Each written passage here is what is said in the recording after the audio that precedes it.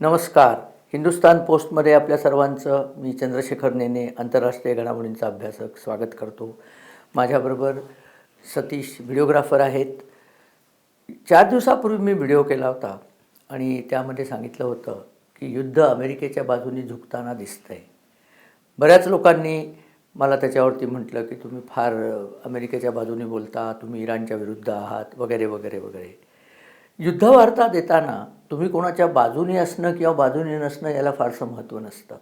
प्रत्यक्ष काय घडतं आहे आणि काय घडण्याची शक्यता आहे याच्यावरती युद्धवार्ता द्यायला पाहिजे. आणि युद्धाचं जे समालोचन असतं किंवा समीक्षण असतं किंवा युद्धाचं जे आपण ज्याला म्हणतो पृथक्करण ॲनालिसिस, त्यात तर हे फार महत्त्वाचं असतं की तुमच्या स्वतःचा बायस, तुमची स्वतःची भावनात्मक उलघाल त्याच्यात येऊ देता कामा नये. दुर्दैवाने आपल्याकडे काय झालं आहे की बहुतेक सगळी मीडिया ही कारण नसताना इराणच्या बाजूची झालेली आहे. एकदा नेहमी सांगितलेलं तुम्ही ऐकलं असेल की इराणचे आणि भारताचे अनेक वर्षाचे घनिष्ठ संबंध आहेत. हे संबंध कसे आहे त्याच्यावरती कोणी बोलत नाही. या संबंधामध्ये आपल्यावरती इराणच्या नदीरशाहाने केलेली स्वारी असते. त्या स्वारीत त्यांनी दिल्लीमध्ये कत्लेआमचा हुकूम दिला होता. कत्लेआमचा अर्थ असा की 8 वर्षाच्या वरचे सगळे पुरुष मारून टाकायचे. याला कत्लेआम म्हणतात. आणि ते त्यांनी केलं होतं. तिथे खूप लोकं त्या दिवशी दिल्लीमध्ये मेली होती. आणि हे असेच आहेत. इराणी मनोवृत्ती तेव्हापासून काही फारशी बदलली आहे असं नाही. आत्ता ते कदाचित तुमच्याशी, आणि मी कोणाबद्दल बोलतो आहे, इराणचे जे कट्टर लोक आहेत त्यांच्याबद्दल बोलतो आहे. सामान्य इराणी मनुष्य आणि सामान्य भारतीय मनुष्य सारख्याच मनोवृत्तीचे असतात. आपण सगळे नाही म्हटलं तरी पौर्वात्य मनोवृत्तीचे आहोत आणि आपल्याला उगाचच्या उगाच हिंसाचार आवडत नाही. खरी गोष्ट आहे. पण कट्टरपणा एकदा आला जो इराणमध्ये राज्यकर्त्यांमध्येच आहे, म्हणजे लोकांचं आपण सोडून देऊया, राज्यकर्त्यांमध्ये इतका कट्टरपणा आहे की या युद्धाच्या आधी जवळजवळ महिनाभरात त्यांनी 30 ते 40 हजार त्यांचे स्वतःचेच नागरिक मारलेत. अजूनपर्यंतसुद्धा इराणमध्ये सैनिकांची मृत्यू याच्यापेक्षा खूप कमी झालेत. म्हणजे सैनिक समजा एक 2000, 3000, 4000 मेले असले तर 40,000 नागरिक मारण्याचं सत्कार्य इराणच्या फौजांनी केलेलं आहे. आणि कोणाचं तुम्ही इथे समर्थन करताय? इराणचं कंट्रोल कोणाकडे आहे? सगळ्या मुल्ला मौलवींकडे आहे. आणि तो कंट्रोल कसा वापरतात ते? त्यांच्याकडे मी मागे सांगितलं होतं सैन्याच्या 3 लेवल्स आहेत. एक आर्तेश म्हणजे रेग्युलर सैन्य असतं. दुसरं बसीज म्हणजे केवळ गुंड असतात, ते स्थानिक गुंड असतात आणि स्थानिक लोकांना लाईनीवर ठेवायचं आणि स्थानिक लोकांच्या बद्दलची हेरगिरी करून सांगायचं की यांनी राज्याच्या विरुद्ध बोलणं केलं वगैरे, त्याला पकडून मारायचं वगैरे, असा प्रकार करतात. त्यांना बसीज म्हणतात.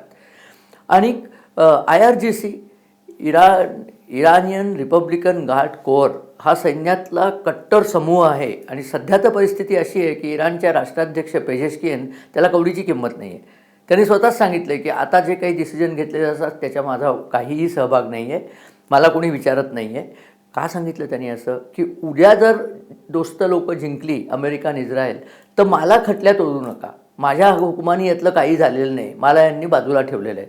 मग कोणाचे हुकूम चालतात? तो एक शरपंजरी पडलेला मुश्तबा, त्याला कोणीतरी गमतीने मोस्ट तबला पण म्हणतात, पण तो कोणाला दिसलाच नाही आहे. तो जिवंत आहे असं नुसतं सांगायचं, प्रत्यक्षात तो आहे की नाही कोणाला माहिती आहे. कोणी म्हणतात त्याचा पाय कापला आहे, कोणी म्हणतात काय, जे काय आहे ते. त्याचे सगळे आदेश लिखित येतात म्हणे. त्यांनीच लिहिले का शेजारच्याने लिहिले आपल्याला माहीत नसतं. तर तो आणि त्याच्या भोवतीचे सगळे जे कट्टर मूल्य आहेत त्यांचं असतं IRGC. IRGC ही एक संस्था आहे ज्यांच्याकडे इराणच्या तेलाच्या रेव्हेन्यू म्हणजे तेलापासून जो महसूल येतो त्या महसुलाचा 90% भाग IRGC खाऊन जातं. म्हणजे श्रीमंत आहेत ते, पैसे त्यांच्याकडे येतात. त्याच्यातसुद्धा आणखीन एक कट्टर त्यांनी केलेलं आहे. अल कुद्स नावाचं एक त्यांनी युनिट केलं होतं. कुद्स हे जेरुसलेमचं अरबी किंवा फारसी नाव आहे, त्याला ते कुद्स म्हणतात. येरुशलेम हे जूनचं नाव आहे, त्यामुळे ते तसं यहुदी नाव घेत नाहीत. तर जेरुसलेम मुक्त करायकरता जी फौज केली, अगदी कट्टर बिनीची फौज, त्यांना अल कुद्स म्हणतात. त्या अल कुद्सचा जो कमांडर होता कासिम सुलेमानी, ज्याला आपल्याला माहिती आहे गेल्या वर्षी अमेरिकेने ड्रोन वापरून मारला. त्यांना कळलं की तो इराकमध्ये गेला आहे. मुळात तो इराकमध्ये गेला कशाला? तू जर इथला आहेस इराणचा तर इराणमध्ये राहा ना. इराकमध्ये गेला कारण त्यांनी या प्रांतामध्ये सगळ्या दहशतवाद्यांचं जाळं फैलवलं होतं. हे हमासचे लोक, नंतर हिजबुल्ला, हुती लोक, ही सगळी जी दहशतवादी रेडिकल मुस्लिम आहेत त्या सगळ्यांचा करता करविता हा कासिम सुलेमानी होता. आणि आधीचा खामेनेई जो परवाच मेला त्या खामेनेईचं आणि ह्याचं अगदी अत्यंत घट्ट सूत होतं. आता एक गंमत सांगू का तुम्हाला, याची भाची किंवा पुतणी, ते इंग्लिशमध्ये त्याची नीस म्हणतात, मला भाची आहे की पुतणी हे माहीत नाही, आणि भाचा आणि पुतण्या हे दोघं राहतात कुठे माहिती आहे का तुम्हाला? हे कॅलिफोर्नियात राहतात हो, आणि ग्रीन कार्ड आहे त्यांच्याकडे, ग्रीन कार्ड आहे, ती शिकवते बाई कुठेतरी आणि मजेत राहतात, काही त्यांना प्रॉब्लेम नाही आहे. परवा काय झालं की तिने कॅलिफोर्नियात लॉस एंजल्सला मला वाटतं राहतात, लॉस एंजल्सला तिने भाषण केलं आणि त्या भाषणात सांगितलं की खरं जे आहे ते इराणी लोक आहेत आणि अमेरिका उगीच त्यांच्यावर हल्ले करते, इराणी लोक कसे धर्म पाळतात वगैरे वगैरे वगैरे, नेहमीचं भाषण, हेट स्पीच ज्याला म्हणतात. आता भारतामध्ये आपण अनेक लोक हेट स्पीच करतात, म्हणजे सैन्यावरती शंका घेतात. काँग्रेसचे राहुल गांधी तर नेहमीच काहीतरी फुटाणे उडवत असतात, फुलबाजा उडवत असतात. पण भारतात आपण फार मऊ आहोत का असं मला वाटतं. अमेरिका तसला देश नाही आहे बरं का. अमेरिकेने या दोघांची गठडी वळली आणि पार्श्वभागावर लाथ मारून त्यांना अमेरिकेतनं हाकलून दिलं, त्यांचं ग्रीन कार्ड जप्त केलं आणि सांगितलं गेट आऊट. गेट आऊट म्हणजे कुठे, इराणला तर आता जाणार नाहीत, कुठे गेले कुणाला माहिती. अशी ॲक्शन तुम्हाला घ्यायला लागते देशद्रोह्यांविरुद्ध. आता इतके दिवस त्यांना का कळलं नाही, त्याचं कारण कॅलिफोर्निया हे लिबरल स्टेट मानलं जातं. कॅलिफोर्नियामध्ये डेमोक्रॅट पक्षाचं सत्ता आहे स्टेटमध्ये आणि त्यांना हे सगळं चालतं. याला ते अभिव्यक्ती स्वातंत्र्य म्हणतात. जसे आपल्या इथले हरामखोर जे लोक आहेत ते सुद्धा अभिव्यक्ती स्वातंत्र्याच्या खाली देश तेरे तुकडे होंगे अशा घोषणा देतात आणि नंतर काँग्रेसमध्ये सामील होतात. तो श्रीकृष्ण का कोण कंस आहे तो काँग्रेसमध्येच सामील झाला, आपल्याला माहिती आहे. पण यांची बूज अमेरिकेत राखली जात नाही. आता तर युद्धाचा समय आहे, लाथाच घातल्या पाहिजेत, खरं म्हणजे तुरुंगातच टाकायला पाहिजे माझ्या मते, पण ठीक आहे, त्यांनी हाकलून दिलं. आणि कासिम सुलेमानीचं मूल तिथे काय करतं आहे? पाकिस्तानमध्येही हाच प्रकार आहे. पाकिस्तानचे हे सगळे जनरल, तो आत्ता परवा मेला दुबईत बाथरूममध्ये घसरून तो बाजवा काय, किंवा हा आत्ताचा मुनीर काय, या सगळ्यांचे 2 पासपोर्ट असतात. एक अमेरिका किंवा ब्रिटन किंवा ऑस्ट्रेलिया कुठेतरी मोठ्या इस्टेटी आहेत आणि तिथे जाऊन राहतात. यांची मुलं तिकडे असतात, इथे कोणी नसतं बरं का. इथल्या लोकांनी काय करायचं, आपली मुलं बलिदान करायची देशाकरता. हा खामेनी, म्हातारा किंवा मुस्तफा हे काय सांगतात, तुम्ही बलिदान केलं की तुम्हाला त्या 72 पर्या भेटतील. पुष्कळदा इराणी महिलांनी हा प्रश्न काढला आहे की आमच्या बलिदानात आम्हाला काय भेटणार, तुम्हाला काही भेटणार नाही, तुम्ही मरायचंच. हे अशा प्रकारची वागणारी जी लोकं आहेत त्याचं भारतातले पुरोगामी समर्थन करतात. ते ऐकून म्हणजे पुरोगाम्यांची कीव करावी की त्यांना रागे भरावं हेच कळत नाही, कारण शुद्ध मूर्खपणा. या गोष्टी बोलायच्याच नाही. तर चॅनलवरती सुद्धा असे येतात ना इराणचे प्रवक्ते, भारतीय प्रवक्ते इराणचे, ते असले काहीतरी बोलत असतात, अभिव्यक्ती स्वातंत्र्य, ते असे नाहीच आहेत, अमेरिकेने त्यांच्यावर हल्ला केला. मग काय त्यांचं ओवाळणी करायला पाहिजे होती. त्या लोकांचं भारताशी वर्तन कसं आहे तेही तुम्ही बघा. आपण जेव्हा भारताचा इराण मित्र आहे म्हणतो त्याचा अर्थ असा असतो की इराणचं तेल जोपर्यंत इराण आपल्याला देतो आहे तोपर्यंत तो आपला व्यापारी मित्र आहे. बाकी इराण म्हटलं की आपल्याला तो हाच नादिरशहाच आठवला पाहिजे, कारण तसलेच आहेत ते लोक, सत्ताधारी लोक. मी पुन्हा इराणी जनतेचा आणि त्यांचं मिक्स करत नाही आहे. जनतेचे ते 40,000 लोक जी मेली ती काही अशा प्रकारची कट्टर लोकं नव्हती. आजसुद्धा जी विरोध करत आहेत शासनाला ती कट्टर लोकं नाही आहेत. पण कट्टर लोकांच्या कच्छपी लागलेले सुद्धा लोक बरेच आहेत ना. त्यांना जर अमेरिका शिस्त लावत असलं तर आपण अमेरिकेच्या बाजूने उभं राहायला पाहिजे, न की अमेरिकेला आणि ट्रम्पला हसायचं आणि शिव्या द्यायचा.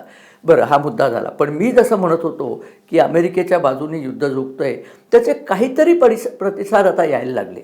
उदाहरणार्थ परवाचीच गोष्ट घ्या. अमेरिकेच्या एका F-15 ईगल या फायटर विमानातले, त्या विमानात 2 जण असतात. फायटरचा पायलट एक असतो आणि त्याच्या मागे एक मनुष्य बसलेला असतो, एकाला एक मागे 2 सीट, आणि त्या सीटवरती जो मनुष्य बसतो त्याला WSO म्हणतात, वेपन सिस्टीम्स ऑफिसर. तो विमानाची सगळी जी अटॅक करण्याची वेपन्स आहेत, मिसाईल्स आहेत, मशीन गन्स आहेत, बॉम्ब्स आहेत, त्या सगळ्याचं देखरेख करतो. नंतर सिग्नल्स काय येत आहेत आजूबाजूने ते बघतो. त्याचं काम पायलटचं काम ड्रायव्हिंगचं असतं, याचं काम बॉम्ब टाकणं किंवा बंदुकीच्या फैरी जाणणं किंवा मिसाईल सोडणं हे असतं. तर या विमानाला इराणच्या आग्नेय दिशेला इस्पाहानपासून काही अंतरावरती गोळा लागला. कसा लागला ते अजून आपल्याला आलेलं नाही आहे. मिसाईल लागलं, विमान पडलं. पण विमान पडताना पायलट आणि WSO दोघांनी आपलं इजेक्ट बटन दाबलं आणि त्यांचं सीट उडलं. इजेक्ट बटनाचा अर्थ आपल्याला सांगून ठेवतो. इजेक्ट बटन असं असतं की सीटच्या खाली कॉम्प्रेस्ड एअरच्या पेलेट्स लावलेले असतात आणि इजेक्ट दाबल्यानंतर त्या पेलेटचा स्फोट होतो आणि सीट उंच उडते. बरं, सीट उडली तर वरती डोक्यावरती ते गोल कव्हर असतं की नाही, ज्याला कॅनोपी म्हणतात, त्याच्यावर डोकं फुटेल म्हणून अगोदर ती कॅनोपी अशी उघडते आणि सीट उंच उडते. विमान अर्थात खाली पडून जातं. विमानाला इजेक्ट बटन नेहमी निर्वाणीच्या वेळीच दाबायचं असतं आणि हे सीट सकट पायलट वर जातो, सीट घालून पडते, तो आपला बेल्ट काढून टाकतो, सीट पडून जाते आणि पॅराशूट त्याला लागलेलं असतं. ते कधी कधी सीटलाच पॅराशूट लावतात, दोन्ही गोष्टी शक्य असतात आणि पॅराशूट उघडताना हलके हलके हे खाली येतात. पण ते खाली येताना जर विमान शत्रूच्या प्रदेशात असलं तर ते शत्रूच्या प्रदेशातच खाली येतात. तसंच झालं हो. हे पायलट आणि त्याचा WSO दोघंही इराणमध्येच पडले. इराणमध्ये झाग्रोस नावाची सह्याद्रीसम मोठी पर्वतराजी आहे. सह्याद्रीहून उंच आहे जास्ती, कारण 7,000 मीटरपर्यंत 7,000 फुटापर्यंत त्याचं हे आहे, त्याचं शिखर आहे. तर त्या शिखरावरती जाऊन हा WSO अडकला. शिखराच्या जवळ म्हणजे पायलट जो पडला तो त्यांना कळलं आणि हेलिकॉप्टर पाठवली लगेच. त्यांनी दोन हेलिकॉप्टर्स गेली त्या पायलटला आणायला. पायलटला उचलून घेऊन आली. त्यांना हे जे असतात ना असे पायलट आणि हे असे शत्रू प्रदेशात जर पडले तर त्याच्यातनं त्यांच्याकडे सिग्नल पाठवण्याच्या गोष्टी असतात आणि त्या एन्क्रिप्टेड असतात. म्हणजे त्यांचे सिग्नल इराणी लोक वाचू शकत नाहीत. पायलट त्यांना मिळाला. 7 तासामध्ये त्यांनी पायलटला सोडवलं. WSO कुठे ते कळत नव्हतं. तो एका घडीत अडकला होता. 7,000 फूट म्हणजे माउंट आबूची उंची, माहिती म्हणून सांगतो. आणि मग त्यांनी सिग्नल पाठवला. बरं, त्याला पर्शियन येत नव्हतं, त्यामुळे तो जर लोकल लोकांना सापडला असता तर निश्चितच मेला असता. आणि इराणला जेव्हा कळलं तेव्हा इराणनी जाहिरातच केली सगळीकडे, आपल्या सैनिकांना आदेश दिले की जाऊन विंचरून काढा सगळं जंगल आणि सगळा झाग्रोस पर्वत आणि त्याला पकडून घेऊन या. आणि बक्षीस लावलं. त्यांना माहिती होतं की लोक काय आपल्या बाजूचे नाही आहेत, लोकच कदाचित त्या पायलटला आसरा देतील म्हणून बक्षीसही लावलं त्याला माहिती देणाऱ्यात. पण यांना त्याची लोकेशन आधी कळली आणि यांनी अत्यंत शिताफीने त्याला सोडवून आणला. यांनी 2 कामं केली. एक तर दुसऱ्याच जागी एक हेलिकॉप्टर उतरवलं. इराणच्या लोकांना वाटलं की तिथे तो पायलट आहे म्हणून ते धावत तिकडे गेले. मग सांगितलं की आम्ही पायलटला घेऊन गेलो आहे. आणि मग इराणचे लोक थोडे त्यांचा सर्च थोडासा थांबला. म्हणजे शिवाजी महाराजांनी आग्र्याहून सुटल्यावर जसं सांगितलं होतं ना की संभाजीराजे गतप्राणच झालेत, त्यामुळे शोध थांबला त्यांचा, तशी थोडीशी परिस्थिती झाली. आणि हा पायलटला सापडलाच नव्हता. पण जेव्हा त्यांना सापडला, त्याचा सिग्नल मिळाला, तेव्हा तिथे हेलिकॉप्टर पाठवलं. हेलिकॉप्टरमध्ये 100 माणसं पाठवली होती. ते हेलिकॉप्टर बिघडलं. त्यामुळे ते 100 माणसांनी कळवलं की हा तर जाऊ दे, आम्ही अडकायची वेळ आली. पण त्यांनी आणखीन एक हेलिकॉप्टर पाठवलं. त्यांना उचललं. त्यांनी जाऊन त्या पायलटला, त्या WSOला सोडवलं आणि त्याला ते सक्सेसफुली घेऊन आले. या घटनेची नोंद इतिहासात अत्यंत सुवर्णाक्षरात होईल की इराणसारख्या शत्रू प्रदेशात युद्ध चालू असताना अमेरिकेच्या कमांडोजनी सील टीम 6, त्यांचं नाव सील म्हणजे अमेरिकेच्या कमांडोंच्या टीमचं नाव आहे, ते कमांडोची कामं करतात. तर सील टीम 6 त्यांनी हे आणलं. 48व्या फायटर रेजिमेंटचे हे दोघं पायलट आणि WSO होते आणि त्याला दोघांनाही हे सुरक्षितपणे घेऊन आले. हे आणताना त्यांचं एक विमान जायबंदी झालं. ते इराणच्या भूमीवरती होतं. वरनं त्यांनी बॉम्ब टाकून स्वतःचंच विमान उडवलं की त्यांच्या हातात विमान सहीसलामत लागू नये. जर हा पायलट सुटून आला नसता तर इराणच्या लोकांनी काय केलं असतं, त्यांनी त्याला उचलला असता, त्याला कपडे काढून सगळीकडे त्याची धिंड काढली असती आणि सांगितलं असतं अमेरिका कसली सुपर पॉवर, आम्ही बघा त्यांचं काय केलं. आणि पुन्हा त्याला द्यायच्या बदल्यात अनेक गोष्टी, पैसे आणि काय काय अटी घातल्या असत्या, ते वेगळंच. अमेरिकेची नाचक्की झाली असती. पण अमेरिकेच्या कमांडोंचं एक ब्रीदवाक्य आहे, आपण लक्षात ठेवलं पाहिजे. आपल्याही कमांडोंचं ब्रीदवाक्य आहे की आमच्या कुठल्याही सहकार्याला जिवंत किंवा मृत आम्ही त्यांच्या हाती, शत्रूच्या हाती पडू देत नाही. आम्ही त्यांना परत घेऊन येतो. त्याप्रमाणे हे परत घेऊन आले. तुम्ही विचार करा, असं आणल्यानंतर सैन्यातल्या लोकांना किती त्यांचं मोरल बूस्टिंग होतं, त्यांचं मनोधैर्य किती वाढतं की आपले लोक आपल्याला सोडून जात नाहीत, आपल्याला कुठेतरी सोडत नाही. नाही तर आमच्याकडे बघा, अब्दुल हमीदच्या कुटुंबाचं काय झालं आपल्याला माहीतसुद्धा नसतं. अतिशय गरिबीमध्ये ते कुटुंब जगलं, कारण आपण विसरूनच गेलो त्यांना. जाऊ दे, तो मुद्दा निराळा. आता तसं होत नाही. आता मात्र त्यांची भरपूर. आणि तुमच्या लक्षात आलं का हे काय झालं होतं? अभिनंदन आठवा. अभिनंदनच्या वेळेला त्याचं विमान असंच त्यांनी F-16 पाडलं आणि त्याचं मिग जायबंदी झालं. MiG-21 त्या मिगमधनं तो पॅराशूटने खाली उतरला, इजेक्ट सीटवरनं पाकिस्तानात अडकला. नरेंद्र मोदी आणि त्यांचं सरकार यांनी पाकिस्तानला असा सज्जड दम भरला की त्यांच्या जनरलनी सांगितलं, त्यांचं ते फेमस, त्या बाजवाचं फेमस स्टेटमेंट आहे, कापे टांग रही थी. म्हणजे त्याला म्हणतं टांग काप रही थी, टांगे काप रही थी. त्या कापल्या टांगेनीच तो दुबईतल्या बाथरूममध्ये गेला आणि पडला आणि मेला. आपल्याला माहिती आहे बाथरूममध्ये मेला तो. असे लटपटणारे पाय असलं की असंच होतं. पण त्यांना सोडून द्यायला लागलं अभिनंदनला. ही शक्ती लागते राज्यकर्त्यात. नाही तर 93,000 युद्धकैती त्यांचे आपण सोडून दिले आणि आपले 54 युद्धकैती, कोणीतरी 1600 असा आकडा सांगितला आहे, परत मागण्याचं धैर्य ज्या बाईंनी दाखवलं नाही, त्या इंदिरा गांधीची आपण इथे तिने केवढं मोठं काम केलं म्हणून टाळ्या वाजवतो. लक्षात ठेवा, आपल्या सैनिकांचा प्राण हा अतिशय महत्त्वाचा असतो. त्यांचे ते जिवंत किंवा मृत किंवा कैदी ते परतच आले पाहिजेत. अमेरिकेने ते करून दाखवलं. आणि नंतर जेव्हा हे चालली होती ना ऑपरेशन, तेव्हा 2 गोष्टी घडल्या. ट्रम्प यांनी त्या भागामध्ये बॉम्बिंगला मनाई केली होती, ऑब्व्हियसली याच्यावरतीच बॉम्ब पडायचा नाही तर. आणि त्यानंतर त्यांनी जी काही बॉम्बिंग सुरू केली आहे, ट्रम्प भडकलेल्या अवस्थेत आहेत. इस्रायललाही सांगितलं होतं आत्ता बॉम्बिंग करू नका, आता बॉम्बिंगही सुरू केलं आहे. ट्रम्पनी जी त्यांना मर्यादा घालून दिली होती की तुम्ही एवढ्या दिवसात होर्मुझ मोकळा करा, नाहीतर बघा काय होतं ते, ती आज रात्री संपते मर्यादा.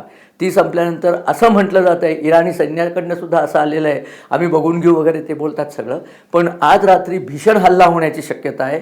त्या भीषण हल्ल्यातनं वाचेल तो इराण, आणि नाही वाचला तर ती संबंध पश्चिम आशिया भूमी मुक्त झाल्यासारखी होईल. आणि ती मुक्तच होणारे या मूल्यांचं लोक मला कमेंट्स येतात माझ्या व्हिडिओजवरती. आपण सगळे अगदी प्रेम करता व्हिडिओवर, कोणी द्वेष करतात, कमेंटमध्ये सांगतात की तुम्ही मूल्यांच्या इतक्या विरुद्ध का. तुमची स्वतःची मुलगी किंवा बायको जेव्हा मूल्यांच्या हातात जाईल ना, तेव्हा तुम्हाला कळेल मी त्यांच्या विरुद्धात का. ते मानवतेला काळीमा आहेत हे मूल्ये. त्यांची जी काही सगळं बोलणं चालतं, जी काय वर्तनं आहेत ती सगळी काळीमाफ असणारी आहेत मानवतेला. त्यांचं समर्थन होऊच शकत नाही, परंतु आपला विरोधी पक्ष त्यांचं समर्थन करतो, कारण नरेंद्र मोदींच्या विरुद्धात जायचं आहे. अरे तुम्ही मोदींच्या विरुद्धात जा, भाजपच्या विरुद्धात जा, सरकारच्या विरुद्धात जा, मानवतेच्या विरुद्धात कशाला जाता. पण नाही, तेवढा पाचपोच त्यांना आहे असं वाटत नाही. असू दे, इराणशी जे रिलेशन्स आहेत ती चांगली रिलेशन ठेवायची, म्हणजे आपल्याला पेट्रोल आणि गॅस त्यांच्याकडनं मिळत राहील, ती चांगली गोष्ट आहे. तो व्यापारी मुद्दा झाला. परंतु इराणच्या अशा वागण्याला समर्थन देण्याची काहीच गरज नाही आहे. आणि तेच काम सध्या भारत सरकार करते. न्यूट्रल आहे याचा अर्थ असा की आम्ही तुमच्यावर हल्ला करणार नाही. आणि तिथेही इथले हे काही लोक जे विरोधी पक्ष आहेत ना, भारत आणि इराणच्या बाजूने लढाईत उतरलं पाहिजे. काय डोसकं फिरलं का तुमचं? ही आमची लढाई नाहीच आहे मुळी. इराण, इस्रायल आणि अमेरिका त्यांना भांडू द्या एकमेकांची, फोडू द्या एकमेकांची डोकी. आम्ही कशाला त्याच्यात पळायचं? यांना त्याच्यात घालवायचं आहे, आपल्याला घुसवायचं आहे. कारण यांना आदेश आलेत इराणकडनं की तुम्ही जाऊन आणि भारताने सुद्धा आमच्या मदतीला आलं पाहिजे. तुम्हाला काय वाटतं, काश्मीरच्या त्या बायकांनी पुरुषांनी सगळे दागिने आणि पैसे दिले ते इराणला उगीच दिलेत? इराणच्या मूल्यांनी फतवा काढला होता की शिया इस्लामच्या रक्षणाकरता सगळ्यांनी पैसे गोळा केले पाहिजेत, म्हणून यांनी पैसे गोळा केले. इराणकडे पैसे कमी आहेतच, पण म्हणून हा फतवा दिलेला नाही, लक्षात घ्या. हा फतवा अशा करता दिला आहे की भारतातले मुसलमानसुद्धा आमच्याच बाजूने, हे सगळे मुसलमान एक, सगळी उम्मा एक, हा जो उम्मा का चुम्मा आहे ना, त्याचा हा फतवा आहे. मी थोडे कठोर शब्द आत्ता वापरतोय, पण आपण लक्षात ठेवा, आपण भारतात राहतो, आपण सुखात राहतो, कारण आपल्या डोक्यावर नरेंद्र मोदी सरकारचं छत्र आहे. एवढं तुमचं प्रेम असलं तर जा की इराणमध्ये, झेंडे घेऊन जा, दागिने घेऊन जा, बायका घेऊन जा, पुरुष त्यांचं काय होईल ते तुम्हाला माहीतच आहे. आणि करा मदत इराणला, कोण नाही म्हणतंय तुम्हाला.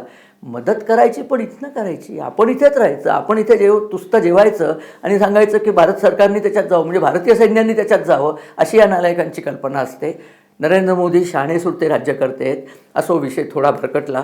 परंतु मुख्य मला मांडायचं होतं ते, अमेरिका आता युद्धात जिंकण्याच्या बाजूने चाललेली आहे. येत्या 2-3 दिवसात आपल्याला त्याचा अर्थ कळेल, तेव्हा मी पुन्हा आपल्यापुढे येणारच आहे. आपल्याला जर हा व्हिडिओ आवडला, मी काय बोलतो त्यात काही अर्थ आहे असं वाटलं तर त्याला अनुमोदन द्या.